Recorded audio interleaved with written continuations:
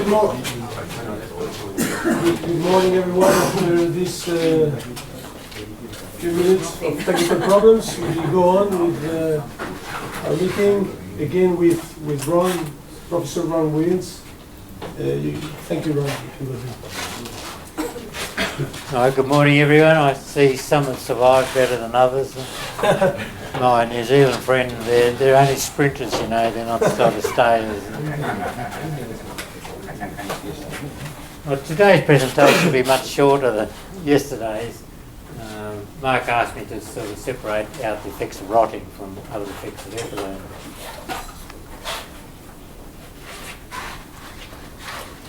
Right, microorganisms are a major cause of visible post-harvest loss, and I'll stress the word visible, and I'll come back to this later in the talk. Fruit are mainly affected by fungi because of the pH can be between 2 and 5.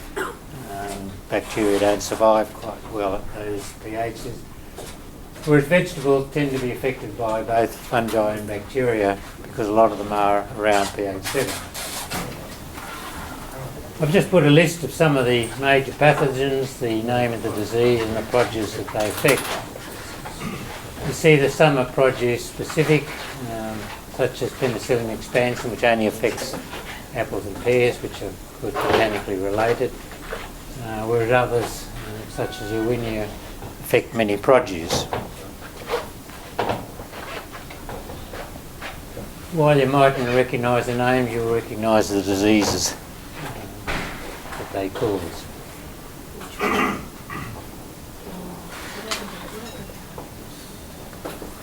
It's quite interesting, the ones on citrus where you get the blue mould and green mould due to the different species of penicillium. It's not a particularly good picture, but usually it's quite distinctive, the green tinge versus the blue tinge. Okay, so let's start at the beginning, and rot starts with an infection.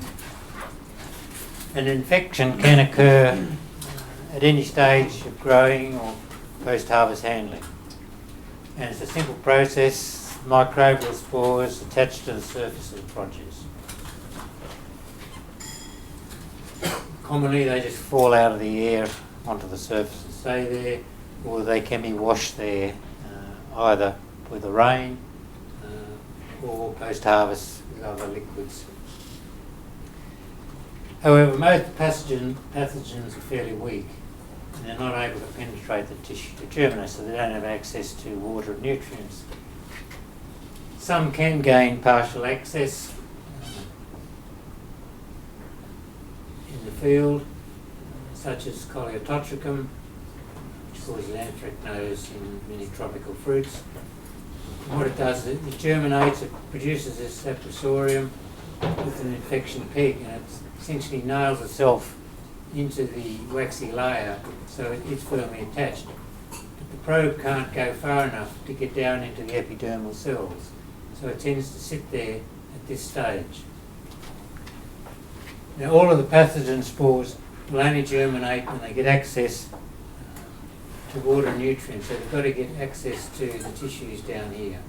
So you need some way of breaking down the outer cell layers to allow the entry of spores. Now, the post-harvest degradation process, the spores gain access firstly by any mechanical injury to the surface. Cuts, insect stings, abrasions, rough handling, even bruises. And these can be occurred pre or post-harvest. If you don't have this mechanical injury, you need some post-harvest breakdown of cellular organisation, and this occurs during ripening or senescence of non-climacteric produce. Now, only a few spores need to gain entry to germinate. They proliferate rapidly so that they then expand the area of entry, and other spores which can't line on the surface then gain entry. So you get rapid development of rotting once it's started. Quite often, one day there's nothing there, and the next day, very large rot. Right, so what's the effect of ethylene on rot development? I'm going to talk about it in three aspects. Firstly, ethylene stimulates ripening and senescence. Secondly, it can stimulate the natural plant defence systems. And thirdly, it may directly affect the growth of the microbial pathogens. Right, firstly, with stimulating ripening and senescence, we see this as being desirable, undesirable, and therefore all our technologies are designed to sort of minimise senescence or to prevent ripening. But we really ought to look at it as part of the natural cycle of plants. With fruit, the sole purpose of the skin and flesh tissue is to protect the seeds until they're mature. It's just with our modern breeding programs we've exaggerated the amount of flesh because that's what we eat. And when the seeds are mature, it's got to be able to degrade the outer tissues to release the seeds. Now, microorganisms can be seen as part of this process to break down the outer tissues. So the weakening of the cell surface structures through ripening or senescence allows the entry of spores, which accelerates the degradation of the tissues. Now with vegetables, you can also look at it as part of the natural cycle that once you've harvested the vegetables, it says, well, I'm no longer a useful plant. So what I need to do is degrade and recycle the nutrients through the soil. So with our post-harvest technology, we're actually trying to fight against the natural cycle. In many ways, say with fruits, what we ought to be looking at is treating the seeds. So they must send signals out to the flesh to say, get out of the road, guys, I'm ready to come. We actually did some work with apples at low temperature breakdown. We actually took out the seeds at the beginning, so it was a bit hard because we had to then seal up the thing. But when we took out the seeds, there was less post-harvest physiological disorders during cool storage. And the apples which had the greatest or fastest development of disorder had the greatest number of seeds. So, but I don't know anyone who's actually looking at knocking out activity of seeds for post-harvest control.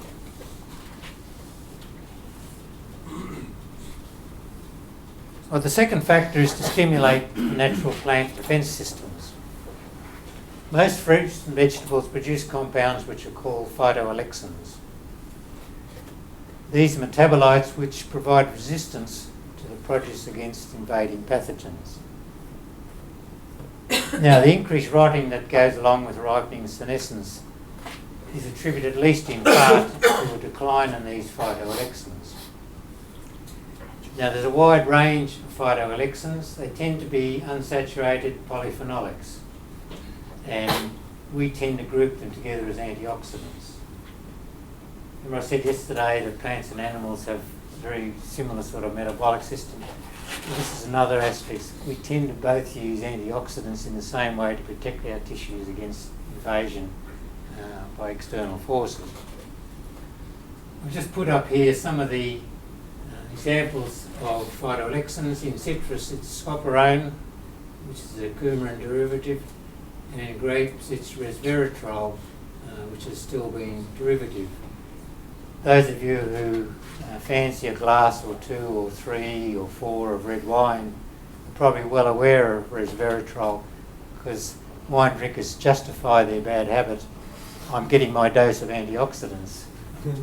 But if you're really serious about wanting your dose of resveratrol, you should eat the grape skins and not drink the wine. Because most of the resveratrol is not incorporated in the wine, it's left behind in the grape skins. Now, when the outer tissues are damaged by pathogens, they send a signal to the inner tissues to activate the plant defence systems. Now, there's two responses. There's a short-term response where reactive oxygen species such as hydroperoxide are sent to the surface to try and kill the cells that are being invaded. It's not to kill the pathogens, but if they can kill the cells around it, it could essentially seal off the area and prevent the microorganisms getting growth to the nutrients and water. The longer term response is to produce phytoalexins. Now, activation, or the signal for this activation, is generally accepted to occur via a range of endogenous plant hormones. Ethylene is well known as a response of damage to produce, but it's still, in my mind, a question: is it a messenger? Is it just something which happens to occur when the cells are damaged? Or does a pathogen stimulate ethylene production to accelerate its entry into the tissue? I think these answers are still very much open to question. Third factor, does ethylene directly affect the growth of fungal spores? Now, when you look at the literature, most of the studies are in vivo. So you get a piece of produce, you usually damage it in some way, you dip it in a solution, some fungi or bacteria, you expose it to ethylene, and then you see whether it has more or less protein. But this way you're not able to differentiate a direct effect or an indirect effect. So what we did was we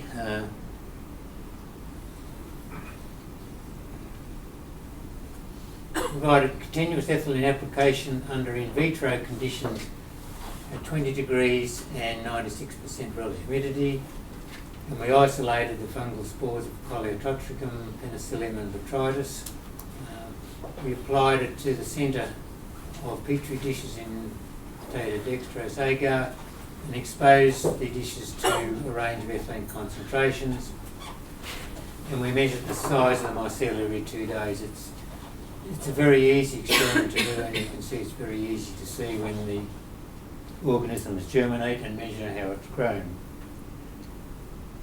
What we found, there was no effect at all of ethylene on fungal growth. The data I've given here is for Penicillium digitatum. For the 3 ethylene concentrations, you can see we got good growth on the petri dishes, but there's no difference at all between the ethylene concentrations. And there was the same nil effect for Coleototricum and Botrytis. So our conclusion is there is no effect of ethylene on the fungi directly. So what is the role of ethylene in rotting? Now, when you look at the literature, a lot of the studies only expose produce for ethylene for short periods. They use a wide range of ethylene concentrations up to 1,000 parts per million. You saw the example with our Dutch friends, they were exposing flowers to 500 parts per million, and somehow saying this is a natural effect. None of this simulates what they're exposed to in normal post-harvest conditions.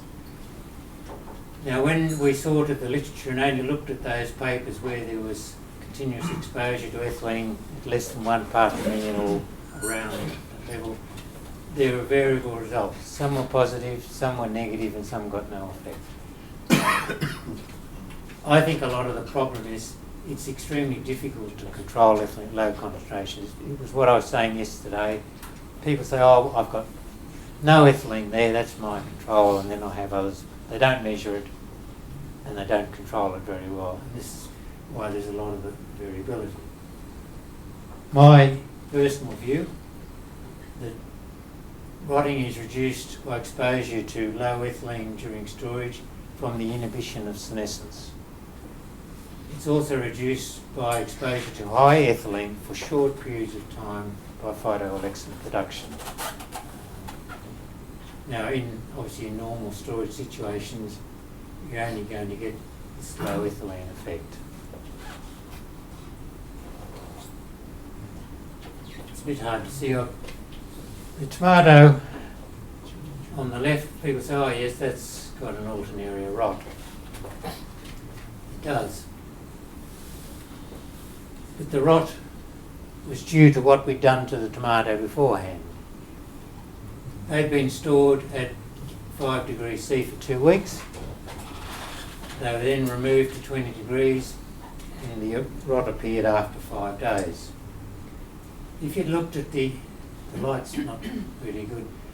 If you looked at the tomato when we removed it from low temperature, you would have seen something like this. This is not actually the same tomato, but a similar effect. There's actually slight browning in this area. It's hard for you to see it, I said, because the light's on. And when I first put it up, you could hardly see the difference, and I had to enhance the photo so that you could see something. So when you took it out of cool storage, you'd say, oh, this is okay, it's just a slight darkening on the cell, but that's actually chilling injury.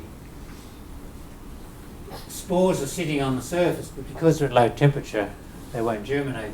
Once you bring it out to high temperature, they germinate and the cells are damaged and you get a rot. And people say, oh yeah, ethylene caused rotting or whatever it is. It's not, it caused the chilling injury which caused the rotting. Right, Mark asked me to talk about microbial contamination storage chambers, where the transfer of spores from contaminated produce in storage is a major cause of rotting. The spores fall off, they can lodge on other produce, they can land on the handling equipment, on pallets, containers, on the walls, the floor, the ceiling. Now all storage facilities should have a systematic hygiene program where you decontaminate the chambers and any materials that are reused, such as pallets between seasons, and chlorine is a common sanitising agent. Now during storage it's not feasible to sterilise the chamber containing the fruit or vegetables, but it's desirable to have an ongoing method to minimise microbial accumulation.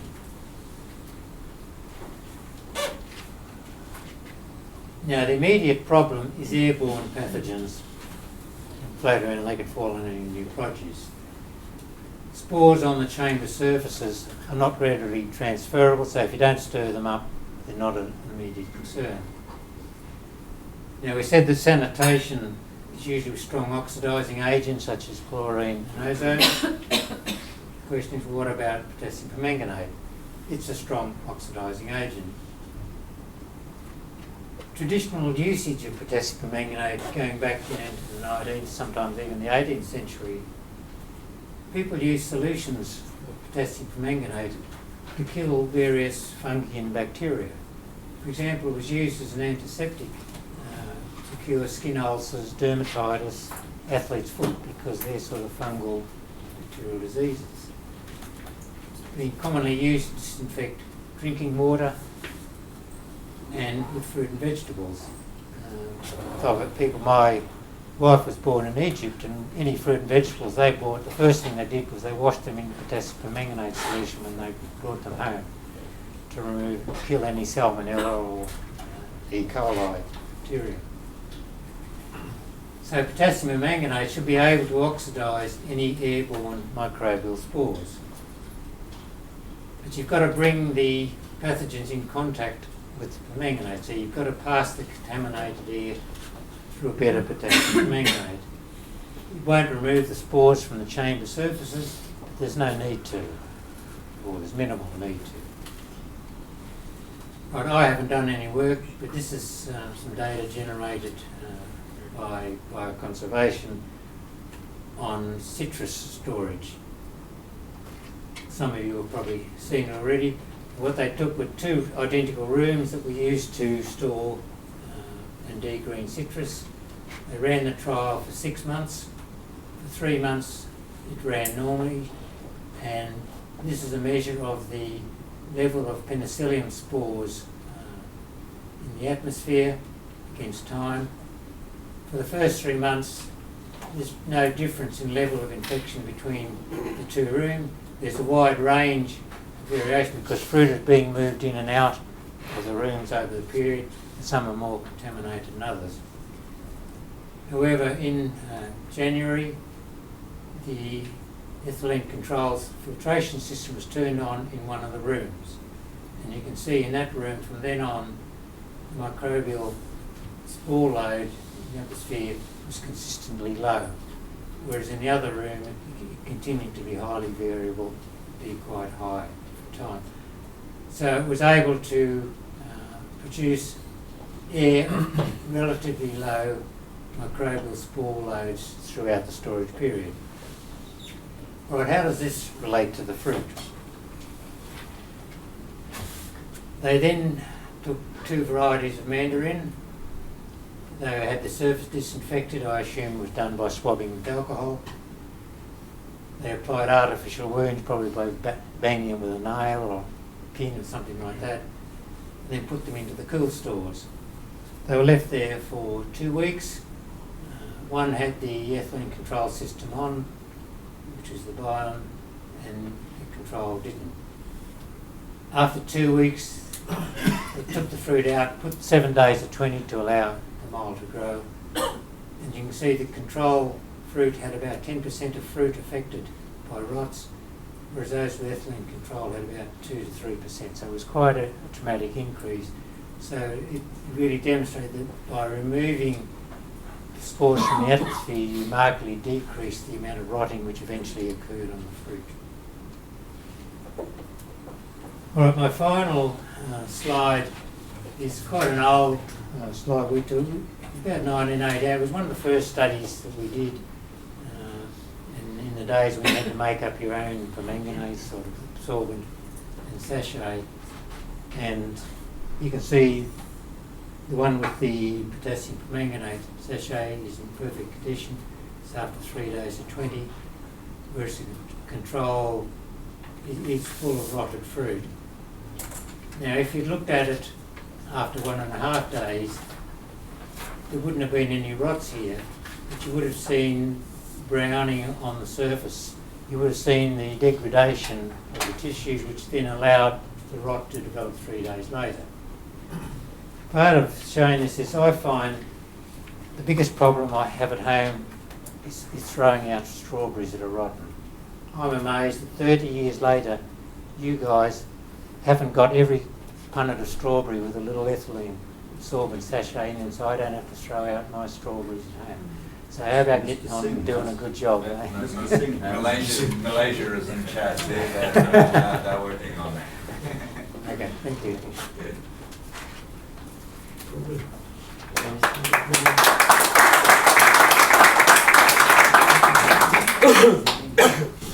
But again, here probably it's the same subject as yesterday, right? Because this is at 20 degrees. What I'm saying is that Well, it's a relationship between it's just the time thing. Well, we did it also at low temperature as well. You get the same, you just got to wait a bit longer for it. But I find in the supermarket the biggest problem with produce is firstly with avocados, people can't find a ripe one, so they go around and squeeze them all, and they all end up with bruises by the time they ripen. And the other is strawberries. People pick up the punnets and they tip them upside down to see if there's any rotten ones at the bottom, because they're banging them up and down. Whereas if people have confidence that they're not going to rot, well, they won't do this mishandling. I mean, I think it would be the supermarket's interest to have these sachets in so that you can build up confidence that they're going to last 5 days when the consumer takes them home. And you sort through them. Oh, these are going to go off tomorrow, so let's eat them today. Dr. Bills, but what we're talking about here is that this is, you're talking about three days to 10 days. 1.5 weeks you're talking about. And this is an ambient where it's about the point of sale, right? On the supermarket shelf. Oh, that's where we're talking. But a lot of damage actually happens where either in transit or in the storage. Yeah, but it doesn't make any difference. I mean, if you remove the ethylene, you're still preventing the senescence, or it might get damaged, but you're slowing down the rate at which this damage accelerates and degrades the tissue. So the storage temperature would be much lower than 20 degrees. Oh, this is just an example. As I said, we did them at 0 degrees as well. I just happened to show this one because I had the picture for it.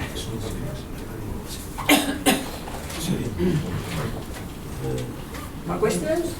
In the storerooms that you were talking about, is filters normally in the air system that's used for the air conditioning in those? Oh, I don't know. You're talking about that If we trial. place a machine in there, then yes, but I think what Ron's saying is we need to be more proactive in the strawberry market and get more of our equipment inside those environments. I don't mean specifically ethylene filters, just any kind of air filtration that's in No. the air conditioning. No. No.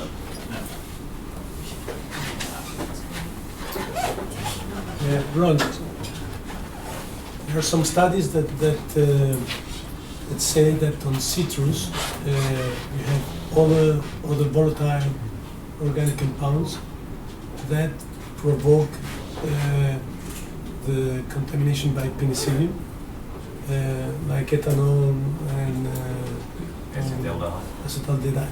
Yeah. And that the ethylene has some kind of effect in terms that it is chemical silent for the spores to germinate in presence of these gases. I don't know that I'd agree with that, because we did quite a large study and acetaldehyde and ethanol actually have antimicrobial properties. And we did it with citrus, if you expose citrus to low concentration of acetaldehyde, you actually inhibit microbial growth.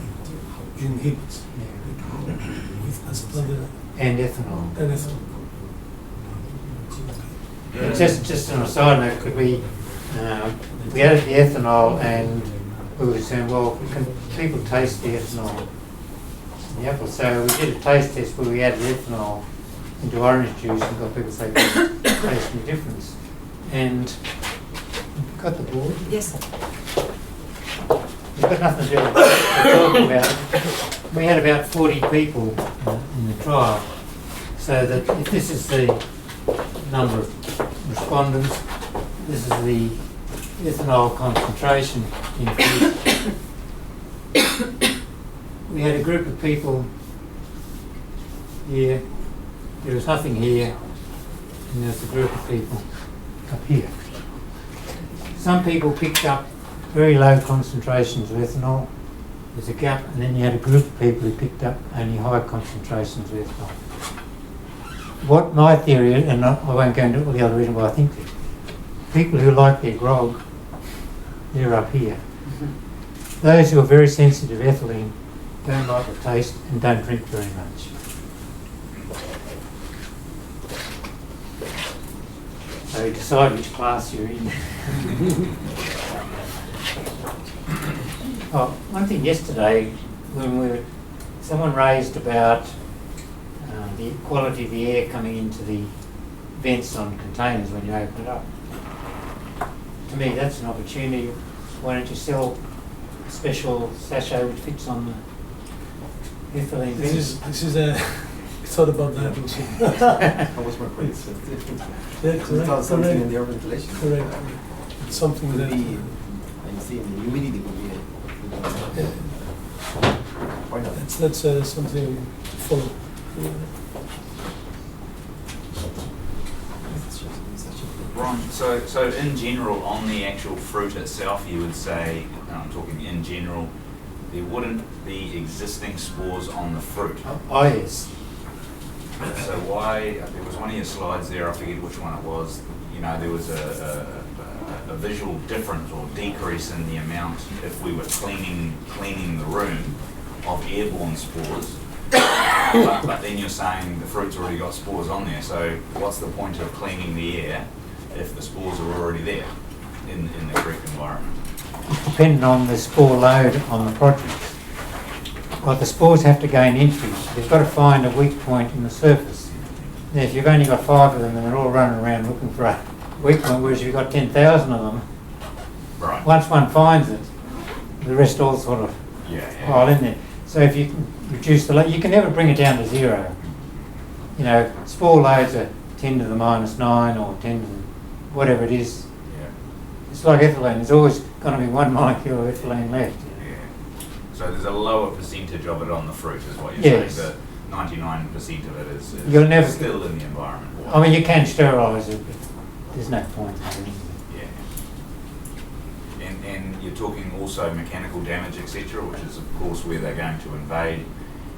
And I think what you're saying there is that if you've got the perfect fruit, ethylene is enough causes enough damage to the skin over a period of time for the spores to Well, it play. accelerates the natural degradation process, Yeah. and So they did it in that way. So remove ethylene and you're on the right track. They're preventing mechanical damage because they get immediate entry. Yeah. They don't need to wait for any senescence or right. But of course, all of our packing facilities are perfect and they don't cause any mechanical damage. And all our workers don't stick their thumbs in the fingernails in the produce too. Yeah.